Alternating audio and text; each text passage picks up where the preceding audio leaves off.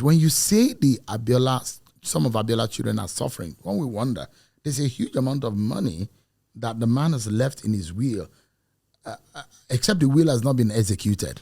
Okay, so let me give you some background on that. So basically, like we did the blood test, so we had a list of qualifying children. Now, so basically, if you look at the will and you see how systematic it is, he names the wives and he apportions money to them. I would like to give you something, some information on that. So my mom was number 2 on the list. I think she was apportioned 150,000 pounds. At the time, Kola had cited the fact that my mom died before my dad died. And because of that, British law would not allow him to release the 150,000 pounds to us. And he also said that his own mom too is dead, and he didn't get the 300,000 pounds for his mother. But you're the one sharing the money, so it's kind of odd that you're sharing something and you're saying that, oh, my mom is, it just felt kind of odd. If you wanted to, you could have actually given us the money, because like at the time of my mom's passing and then Daddy's eventual assassination, we were really in a bad place. Like, from the last interview we had in the United States. So it would have been useful for us to have that funds. Not to mention my mom's apartment in the UK, before we knew anything, Kola had sold it without telling my brothers or my sister anything about it. So you can see that they were systematic in trying to impoverish my mom's side of the family. And for that reason, I don't think I will be able to forgive him for what he... For it's your blood. Forgiveness is of the Lord. If of God, and if you believe, if you're a man of faith, is it that difficult to forgive him? Well, if you see, it's one thing, you said we are blood, which is true, and they said blood is thicker than water, and you would think that being that we were blood, certain things that I was able to find out after the fact, because I couldn't understand any of these things when I was in the United States. I was only 8 years old. We couldn't afford to buy proper shoes for school, so my sister had to take me to Payless. I didn't understand that. And then I'm finding out that we had an apartment in the UK that we could have rented and could have been bringing money for both. I'm telling you that my sister used to do braids just so we could pay for food. That's Afsa Castello. Kafila. Kafila, yeah. Afsa was doing speeches at universities at like 20, had to fly across America to do speeches at universities just to make $100, $200. If we had an apartment in the UK, we were never in the UK, so we could have easily rented that apartment out. So for you to sell the apartment, don't tell anybody about it. Don't give us the proceeds. My father had money that was assigned to my mom.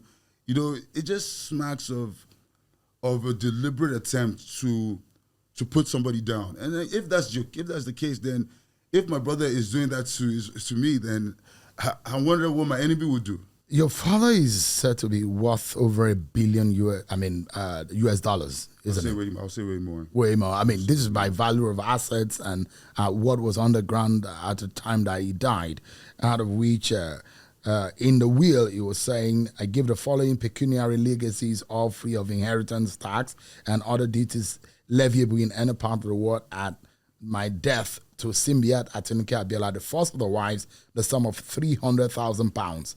To Kudirat Olayinka Abiola, the second of the wives, the sum of 150,000 pounds. To Moriamo Adebisi Abiola, the third of the wives, the sum of 100,000 pounds. To Idiat Olabisi Abiola, the fourth of the wives, the sum of 100,000 pounds. And the list go on and on and on. So you mean that all of these monies were not given out? No, that's how he was able to keep the charade. So he paid the wives.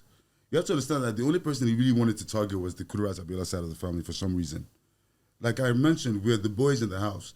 If your men would challenge other, like as a man, I would go out to look for something. Is it my sister that is going to fight Kola? No, it will be the boys in the house. So that's number one. So for my mom, we didn't get, but everybody else down the line, he paid out. So he gave all the wives. Now he gave them what is specified. But for the Kudirat's children, yeah, he cited the fact that British law states that if the person in question is deceased at the time before the time of the person who had the will, because Momsi died in 96, Momsi in 96, him in Daddy in 98, so it didn't apply to my mom basically. And then he also cited the fact that his mom too died before my dad, and his mom didn't even get the 300,000 pounds. That was his, but he paid out to all the other wives. Now, I'll tell you, I think the strategy in doing that was, if you're giving women the money, what will women do with the money? They'll take care of their children. You know, that was so, at least it will give them a little bit of breather time to now, you know, do the rest. Now, the last part of the will that actually applied to me and my existence has not been addressed. So, I mean, apart from what is accruable to your mother as a child of MKO, were you captured in the will? So basically after the blood test, so now when it comes to the children, we did the blood test, you become a legitimate child of the late MKO Abiola. The what should now happen was my dad had said everything should be sold. So basically what he set up there was like a trust. So there was supposed to be an estate to manage all these properties and companies. But if, as maybe peradventure, we could not decide, then everything should be sold and shared equally amongst all my children. That was the stipulation. Now, I don't think that my dad's ambition was that we sell everything, because for someone that was a Pan-Africanist and a nationalist, he wanted us to expand on it. So the idea was the trust would oversee the total thing. Monies would be shared, you know, as I went due to the different beneficiaries, and that's what should have moved forward. So, for instance, with this situation we're talking about, Summit Oil, it should have been a situation where the estate should have been involved. Is Summit Oil captured in the will too? Summit Oil is one of my father's businesses. Was it captured? When I say, you see, the thing about every property, see, Daddy is not, you know what I mean? Like, there was a famous interview where he stated his companies. I think that he's going around social media where he said Summit Oil, Wonder Loaf, Abiola Bookshop. Daddy's companies were there. If it wasn't his own personal company, he would say he wouldn't list it as one of his companies. So yes, it should have been. It's all encompassing. So tell us about the contention about Summit Oil, because I saw that you wrote a petition to the Inspector General of Police. Yes, I did. I did write it because after there were some revelations made to me, which stated that since 2017, Summit Oil had been lifting oil, condensate, oil, crude. And this was an agreement that he had done with a third party, Deepon Midstream Limited.